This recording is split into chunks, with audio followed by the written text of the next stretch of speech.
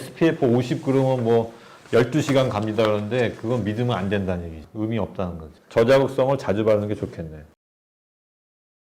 안녕하세요. 맛있는 의학 이구진입니다. 곧 있으면 여름 휴가철이 다가옵니다. 벌써부터 이렇게 더운데 얼마나 더 더울지 모르겠습니다. 그런데 온도만큼 중요한 게 있어요. 바로 자외선 지수인데요. 폭염이 동반되면 그만큼 자외선 지수도 높아집니다. 여러분, 햇살이 따사롭다고 할 때 그 따사로운 정도를 나타내는 게 자외선 지수라는 걸 알고 계시죠? 그럼 자외선 지수가 높으면 어떻게 될까요? 많이 따갑죠? 높은 자외선을 장시간 쐬면 피부가 뻘겋게 붓고 가렵고 염증이 동반되지만 오랜 세월 누적되면 피부암이 생길 수 있다는 걸 알고 계시나요? 그래서 여름 휴가철을 대비해 오늘 가져온 주제는 바로 피부암 얘기입니다. 시작하기에 앞서 꼭 한 가지만 당부드리고 싶은 게 있는데요. 여러분, 선크림 자주 바르세요. 점 없는 사람 없겠죠. 우리가 뭉뚱그려 말하는 점, 그런데 다 같은 점이 아니라는 점, 모반, 흑자, 검버섯, 주근깨 다양한 것들이 있고 다양하게 불린다는 점, 그런데 점이라고 생각한 것이 암일 수 있다는 점. 여러분, 엑스맨이라는 영화 아시나요? 저는 이게 재밌어 전 시리즈를 다 봤어요. 엑스맨의 오리지널 주인공 누군지 아시죠? 맞습니다. 휴잭맨. 얼마 전에 이 배우가 자신의 인스타그램에 코에다 반창고를 붙인 사진을 올렸는데요. 이때 땅을 치고 후회한 말, 바로 선크림 챙겨 바를걸. 그의 코에 단순한 상처라고 생각했던 것을 검사를 했더니 결국 기저세포암이 나왔답니다. 선크림의 사용을 이렇게 신신당부한 이유는요, 햇빛, 바로 이 자외선이 피부암의 가장 큰 원인이기 때문이죠. 자외선의 강한 정도는 자외선 지수로 표시합니다. 기상청 자료를 보니까 낮음, 보통, 높음, 매우 높음, 위험 이렇게 5단계로 구분하는데요. 매우 높음은 햇볕에 수십 분만 있어도 화상이 오는 상황입니다. 흔히 날씨가 쨍쨍한 날이 이제 자외선이 많다고 생각하기 쉬운데 오히려 부분적으로 구름이 낀 경우에 자외선량이 증가한다고 합니다. 날씨가 흐려도 자외선은 늘 있는 거라서 피부 보호를 위해서는 선크림을 항상 발라야 합니다.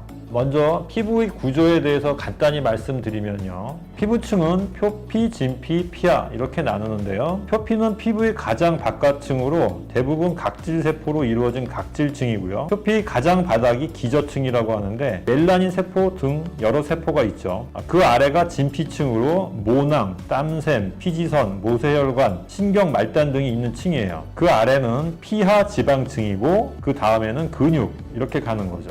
기저세포암은 표피층의 아래쪽에서 발생하는 것이고 우리나라 피부암 중에 가장 흔한 것입니다. 그 다음은 표피의 바깥쪽에서 발생하는 평편세포암이 많습니다. 이 둘은 예후가 나쁜 편은 아니죠. 그런데 이 악성 흑색종의 경우에는 완전히 얘기가 달라집니다. 초기부터 전이가 가능한 암이죠. 위장관으로 전이가 잘 되고 간 내, 뼈 등에 전이가 될 경우 평균 생존기간이 4개월이라고 합니다. 무시무시하죠. 미국의 발표를 보면 2015년 310만이 발병을 하고 6만 가까이가 사망했답니다. 5년 생존율은 전이가 없는 국소질환은 99%, 원격 전이가 있는 경우에는 25%라고 합니다. 차이가 많이 나죠. 드물게 구강, 위장관, 안구에 발생하기도 합니다. 악성 흑색종의 25%는 점에서 발생된다고 합니다. 그럼 점이 어떻게 생겼을 때 암을 의심해 봐야 되는지 알아둬야 되겠죠. 다른 질병도 마찬가지이지만 특히 피부암의 경우에는 조기 발견의 여부에 따라서 그 결과는 하늘과 땅만큼 큰 차이가 납니다. 여러분들은 점이 있으면 어떻게 하시나요? 점이 넓거나 튀어나온 등 완전 절제를 해야지 깔끔하게 제거되는 경우가 있죠. 이런 경우 최종 진단을 위해서 조직검사를 의뢰하는데요. 간혹 암이 발견되는 경우가 있습니다. 점을 포함해서 암이 발생될 수 있는 피부 병변, 오늘 정리해 드릴 테니 끝까지 놓치지 마세요.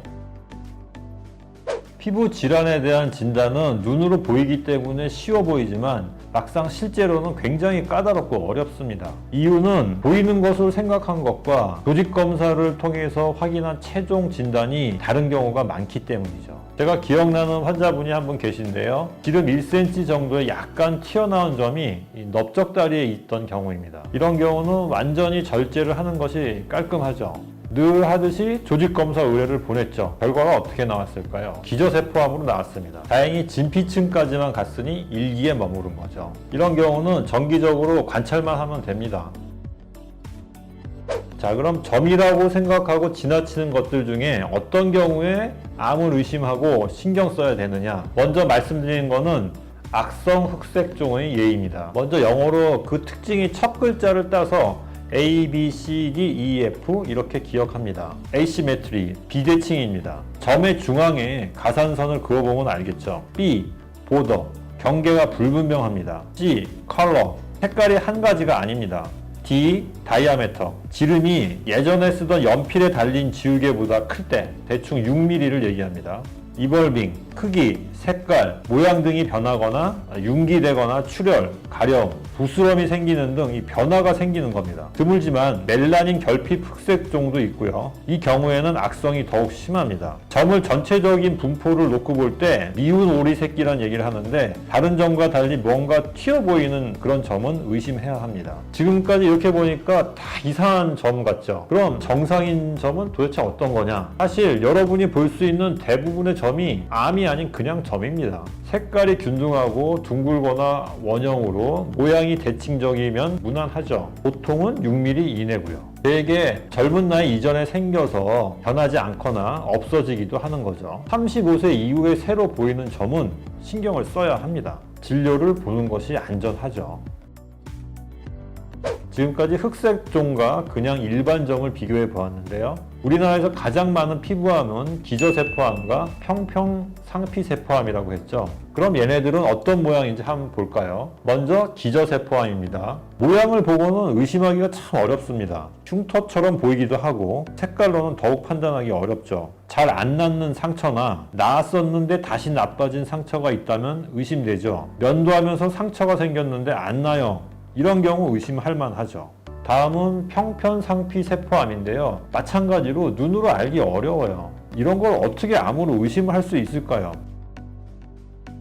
피부암의 요인이 어떤 게 있을까요? 당연히 가장 중요한 것은 자외선 노출입니다. 그외 흡연, 인유두종 바이러스 감염, 선탱기계, 방사선, 면역 억제제 사용, 면역 기능이 나쁜 경우 등등입니다. 금연도 중요하지만 과음의 경우 일광 화상의 위험이 높아지기 때문에 절주도 상당히 중요합니다. 하얀 피부, 나이가 먹는 거, 점이 원래 많거나 가족 중에 피부암이 있는 경우처럼 유전적인 요인, 이런 거는 어쩔 수 없는 거고요. 예방의 가장 기본적인 원칙은 위험한 것을 피하는 거죠. 당연히 가장 중요하고 기본적인 것이 자외선을 피하고 차단제를 바르는 것이죠. 미국 암협회에서 제시하는 것을 잠깐 소개해 드릴게요. 외출 시 햇볕을 차단할 양산, 모자, 긴 옷을 준비한다. 햇빛이 강한 오전 10시부터 오후 4시 사이는 외출을 자제한다. 자외선은 구름을 뚫고 들어오므로 흐린 날에도 자외선 차단제를 바른다. 자외선 차단제를 수시로 규칙적으로 바른다. 6개월 미만 아기는 자외선 차단제를 바르지 말고 그늘에 두고 천으로 자외선을 가려준다. 자외선 차단 지수 15에서 30 SPF의 자외선 차단제를 사용한다. 수영 후에는 물기를 닦고 자외선 차단제를 다시 바른다.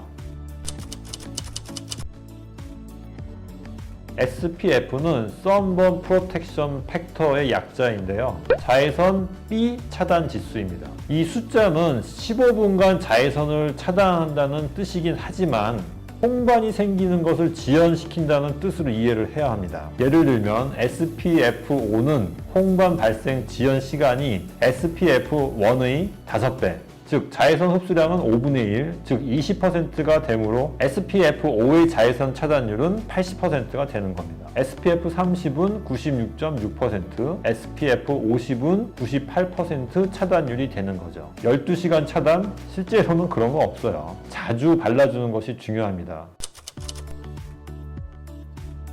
자외선 A를 차단하는 정도인데 이 플러스 개수가 많을수록 효과가 좋은 겁니다. 차단력이 높을수록 피부 자극이 증가하기 때문에 환경에 맞게 바르는 것이 좋겠습니다. 피부암은 자외선의 노출 누적이 많을수록 증가합니다. 그런데 햇빛을 쬐는 것은 비타민 D 생성과 관련이 있잖아요. 비타민 D 중요하잖아요. 그래서 피부암 예방 측면에서 볼 때 비타민 D는 음식이나 보충제로 보충하고 햇볕을 피해야죠. 대부분의 피부는 눈으로 이게 볼 수가 있기 때문에 약간의 관심과 요령만 알고 있다면 스스로 암이 의심되는 병변을 체크해서 병원에 간다면 조기 발견이 가능하겠죠.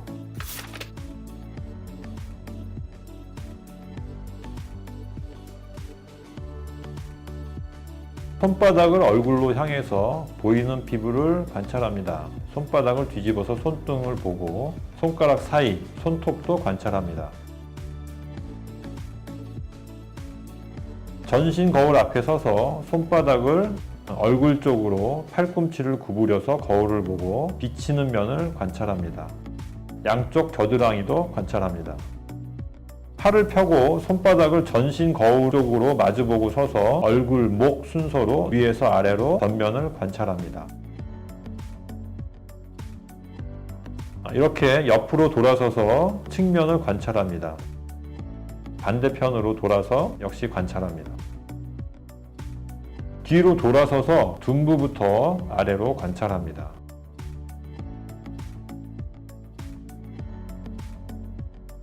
손거울을 이용해서 뒷면 상부, 위팔의 뒷면을 관찰합니다. 빵의자 2개를 사용해서 앉아서 하지의 내측 발, 발가락 사이, 발톱을 관찰합니다. 직접 관찰이 어려우면 손거울을 이용합니다. 시간이 얼마나 걸릴까요? 아마 숙달되면 몇 분 안 걸릴걸요? 지금 보여드린 거는 한 가지 예에 불과하고요. 어쨌든 꼼꼼히 빠짐없이 보는 것이 중요하겠죠.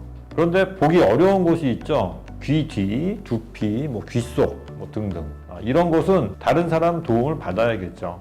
좀 이상하다고 생각되는 곳은 사진을 찍어서 이 변화되는 양상을 비교해 보는 것이 좋겠죠. 스마트폰에도 보면은 다양하게 활용할 수 있는 앱들이 많이 있습니다.